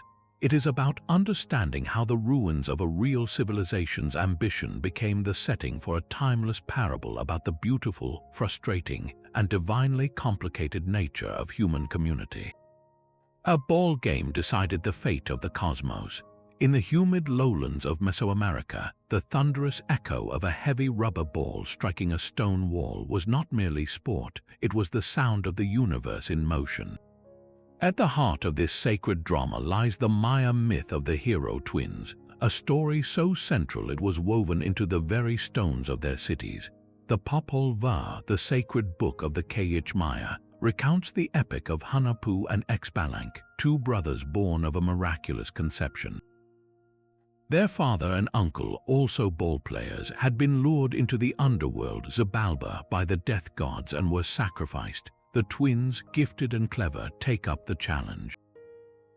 They descend into that dark realm not with brute force but with cunning and sublime skill in the ball game.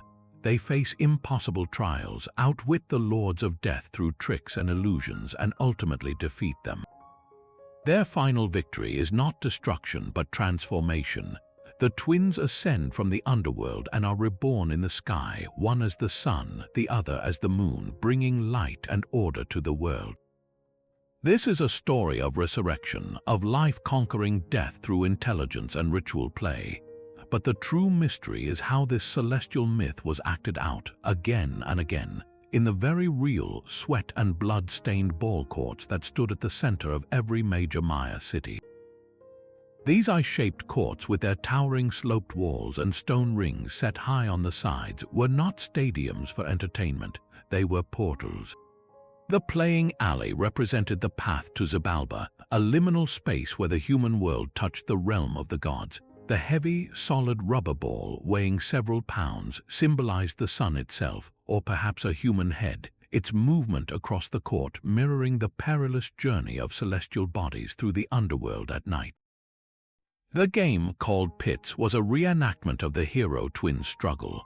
Players, often nobles or captives of war, used only their hips, thighs, and elbows to keep the ball in motion, defying gravity in a display of incredible athleticism to keep the symbolic sun from touching the ground, from being swallowed by the lords of death. The stakes were cosmic and sometimes terrifyingly mortal. While not every game ended in sacrifice, certain ritual contests very likely did. The imagery is stark. On many ball court panels, you see a kneeling player with a scroll symbolizing breath or spirit emanating from his neck, while another holds a ritual blade. The sacrifice of a player, perhaps a captured king, was the ultimate offering, a direct replay of the death and rebirth in the myth, ensuring the sun would rise again, that the rains would return, that the cycle of life would continue. So the myth of the hero twins served as the sacred script. It explained why this brutal, beautiful game was so vital. It transformed athletic competition into the highest form of worship, a cosmic drama where human players, for a moment, became the heroes who kept the universe in balance. The movement of the ball mirrored the path of the sun. The defeat of the opponents echoed the defeat of the death gods, and the final outcome, whether life or death for a player, was a powerful ritual to influence the fate of all. The mystery preserved here is not of a lost game, but of a civilization that saw the entire cosmos as a court, where gods and humans played for the ultimate prize, the right for dawn to break once more. The ball game was a cosmic drama played in stone arenas, but the path to enlightenment in ancient Persia was a journey taken on wings. High in the mythical Alborz mountains, perched in the tree of knowledge, lived the Simurgh, a creature of such immense age and benevolence it held the wisdom of all the ages in its feathers. This was no fearsome monster, but a protector, a healer, and the ultimate guide. Its most profound appearance comes in the 12th century epic, The Conference of the Birds by the poet Attar. Here, the birds of the world, discontent and seeking a king, are told they must undertake a perilous journey across 7 valleys to find the legendary Simurgh. Many perish along the way, overcome by doubt, desire, or exhaustion. Finally, a mere 30 birds, purified by their trials, reach the Simurgh's majestic court. They expect to find a monarch, but instead they are given a mirror. Gazing into it, they see no external deity, only their own 30 faces reflected back. In that moment, they understand the sublime pun at the heart of their quest. In Persian, Simurgh means 30 birds. The Simurgh was not a separate being to be found, but the collective soul of the community that undertook the journey. The divine wisdom they sought was the unity and self-knowledge forged through shared struggle. This is a breathtakingly sophisticated spiritual concept preserved in myth. It presents divinity not as a distant, judging patriarch in the sky, but as an immanent force, a reflection of the highest potential within a seeking community. The mystery of the Simurgh is how such an abstract, almost mystical idea found such perfect, enduring form in a mythological bird. Its physical description likely blends the awe inspired by real, massive raptors like the Eurasian eagle owl or the Lammergeier vulture soaring over the Iranian plateau, with the mythological influence of other great birds like the Arabian roc or the resurrecting phoenix. But the Persian imagination transformed these elements into something uniquely profound. The Simurgh's nest in the tree of knowledge, its role as a nurturer who raised the hero Zal in the Shahnameh, and its final revelation as a collective mirror, all point to a pre-Islamic spirituality deeply concerned with inner transformation. Enlightenment was not about receiving truth from an external source, but about undertaking the arduous journey to peel away the layers of the ego, the illusions of separation, until one could see the true, unified self reflected in others. The myth served as a beautiful, intricate map for that inward and communal voyage. It suggests that the ultimate treasure, the divine presence, was never lost in some distant paradise or sunken city. It was always present, waiting to be recognized in the gathered, seeking hearts of the faithful. In a world often focused on myths of external quests for physical objects, the Simurgh offers a radically different compass, pointing not toward a hidden city of gold, but toward the hidden city of the soul. The journey of a lost community can rewrite the map of the ancient world. In the year 53 BCE, on a sun-scorched plain near the town of Carrhae, one of the most catastrophic defeats in Roman history unfolded. A confident army of over 40,000 men, led by the triumvir Marcus Licinius Crassus in his quest for military glory, was systematically annihilated by a smaller but brilliantly mobile Parthian force of horse archers and armored cavalry. The Romans were slaughtered, their standards captured, and Crassus himself was killed, his skull later used as a prop in a Parthian play. But according to a persistent legend, not all of the Romans died. A sizable group of prisoners, perhaps as many as 10,000 legionaries, were marched into captivity eastward into the heart of Asia, vanishing from the historical record. This is where history ends and a tantalizing mystery begins. What happened to the lost legion of Carrhae? Ancient Chinese chronicles from the Han Dynasty, written over a century later, contain a peculiar report. They describe a strange event in the year 36 BC when a Chinese general named Chen Tang, fighting on the western frontier, encountered a unique foe. In the fortified town of Zhizhai, his troops battled soldiers who used a fish scale formation, a tight, interlocking shield wall that sounds remarkably like the Roman testudo or tortoise formation. After capturing the town, the chronicles note Chen Tang took over 145 prisoners, whom he then resettled in a designated area within the empire. This report is a historical fact documented in the official Han records. The legend asks the bold question, were these the descendants of those Roman prisoners from Carrhae who had been sold or conscripted as mercenaries along the Silk Road, eventually finding themselves on China's distant border? The story gains its most tangible anchor in a small, dusty village in north-central China called Zhelezhai. For generations, locals here have claimed descent from those ancient Roman soldiers. The village was once known by the ancient name of Lycian, a name that appears in those old Han dynasty texts as the place where the foreign captives were settled. The people of Zhelezhai have physical features that stand out in the region, with some residents having lighter hair, green or blue eyes, and taller stature. In the early 2000s, a flurry of media interest and preliminary genetic studies seemed to add fuel to the fire. Researchers reported finding a high frequency of genetic markers typical of Western Eurasian populations among the male lineage in the village. The story was irresistible, a lost Roman legion found in rural China, but the mystery is far from solved. Subsequent, more rigorous genetic studies have cast serious doubt. The unusual markers, while present, are not uniquely Roman or even Italian. They could just as easily point to earlier, much older migrations of Indo-European peoples across the Eurasian steppe, like the Tocharians, or to later Silk Road traders from Persia or Central Asia. Furthermore, the legendary fish scale formation described in the Chinese chronicles was not exclusive to the Romans. Many ancient armies used overlapping shield tactics. Archaeologists have excavated the area around Zhelezhai and found no definitive Roman artifacts, no coins, no pieces of Lorica segmentata armor, no definitive proof. So why does this legend endure with such power? It preserves a profound truth about the ancient world that feels almost modern in its scope. The Silk Road was not just a route for silk and spices, it was a highway for people, ideas, and soldiers of fortune.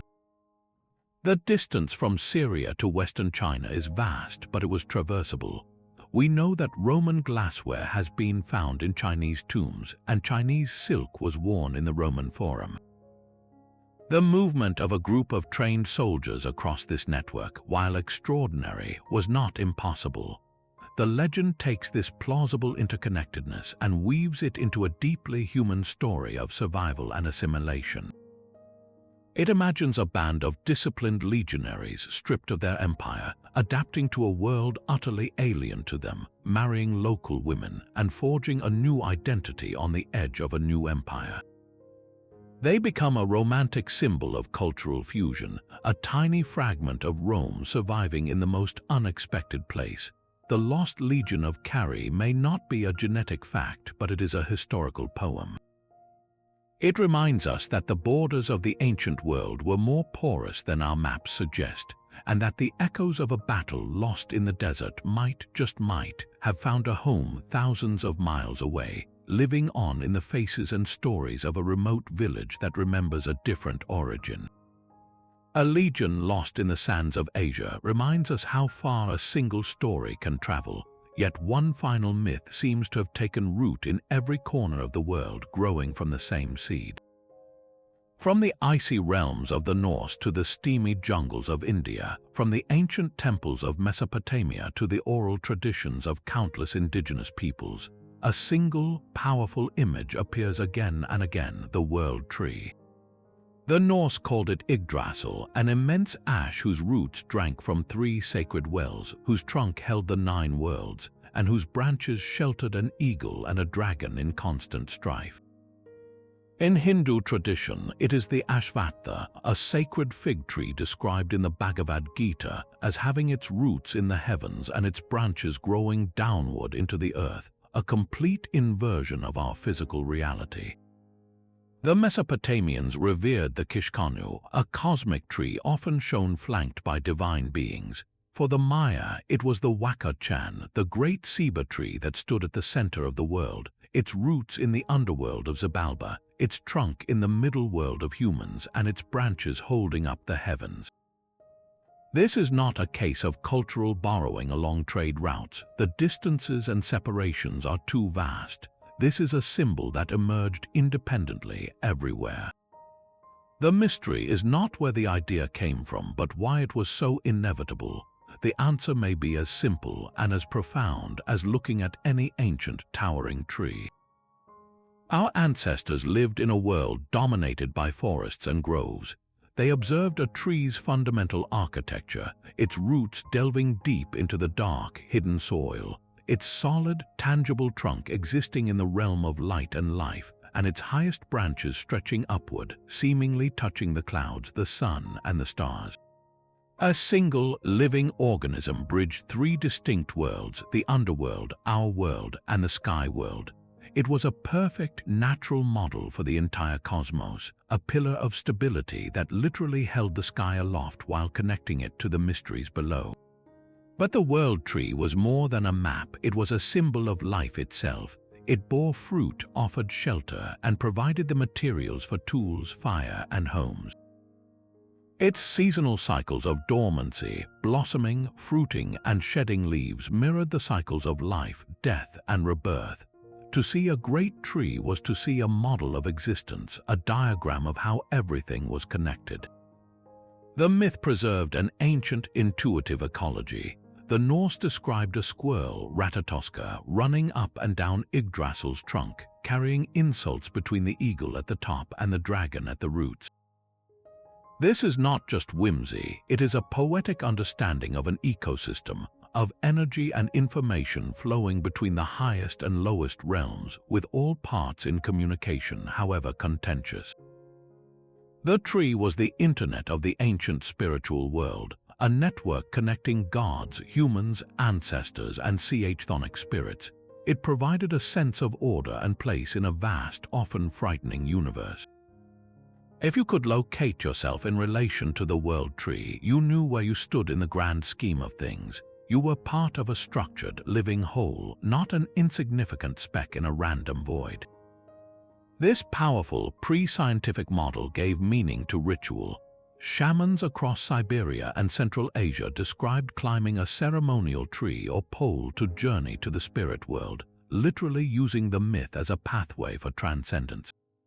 The tree was a ladder between realities. In the end, the global persistence of the world tree reveals something fundamental about the human mind. Faced with the complexity of existence, we search for patterns, for a central axis that makes sense of the chaos. We found it in the most majestic, enduring object in our natural landscape. The myth tells us that long before physics or philosophy, our ancestors looked at a tree and understood in their bones the principle of interconnection, that the heavens, the earth, and the depths below were not separate places but parts of a single breathing organism. It was the first theory of everything, written not in equations but in bark and leaf, a story so true it grew in every culture's soil. And there you have it, 30 ancient mysteries, each one a tantalizing puzzle piece where myth and history blur. From sunken continents and burning bridges to eternal wanderers and world trees, these stories are more than just entertainment. They are the echoes of real events, fears, observations, and triumphs of our ancestors. They show us that our forebears were trying to make sense of their world with the tools they had: story, symbol, and awe. They looked at a terrifying volcanic sky and saw the twilight of the gods. They felt the ground tremble and heard the anger of giants. They sailed across an unknown ocean guided by the memory of a homeland sung in verse. These legends are not lies, they are translations, humanity's first attempt to encode the data of survival, disaster, wonder, and loss into a form that could outlast stone. They prove that the line between history and myth was never a solid wall, but a shimmering horizon, a place where the hard facts of geology and archaeology meet the enduring power of the human imagination. So, what do you think? Which of these mysteries do you believe holds the most truth? Is it the cosmic airburst over Sodom, the geological whisper at Delphi, or the 10,000-year-old memory carried in an Australian songline?